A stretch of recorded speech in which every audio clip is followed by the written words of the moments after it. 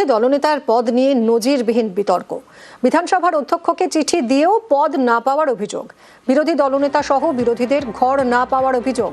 বিরোধী দলনেতার মর্যাদা চেয়ে গতকাল রাতে ফের চিঠি। প্রতিবাদে বিধানসভার লবিতে অবস্থানে তৃণমূল বিধায়করা। পদ ঘর না মেলায় প্ল্যাকার্ড নিয়ে অবস্থান করেন তৃণমূল বিধায়করা।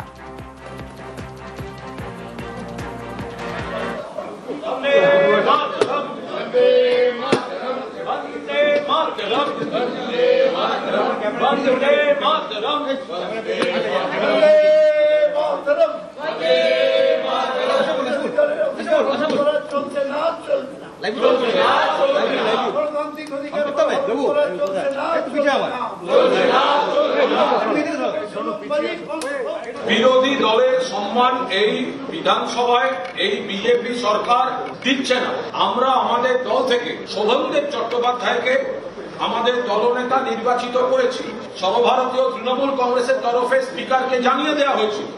আমরা আশা করেছিলাম সব নথি জমার পর খুলে দেওয়া হবে, এটা কাজের সুবিধা হয়। যদি মুখ্যমন্ত্রী একটি সাংবিধানিক পদ হয়, তাহলে বিরোধী দলনেতাও সাংবিধানিক পদ। ফলে বিরোধী পক্ষের ঘর দেব না, এটা কোন ধরনের?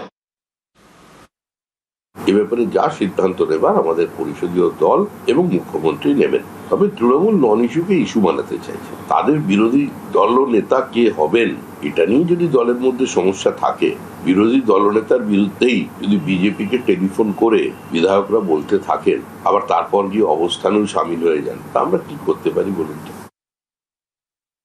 তৃণমূলের ঘরে এখনো গৃহদাহ। পদ ঘর না পাওয়ায় অবস্থানে তৃণমূল বিধায়করা। বিধানসভায় তৃণমূলের অবস্থানে নেই 50-এরও বেশি বিধায়ক। গত বুধবারও বিধানসভায় টিএমসির কর্মসূচিতে ছিলেন না 46 জন বিধায়ক।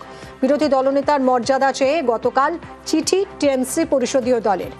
অধ্যক্ষকে পাঠানো হয় যে চিঠি, সেই চিঠিতে 10 জন বিধায়কের স্বাক্ষরই নেই।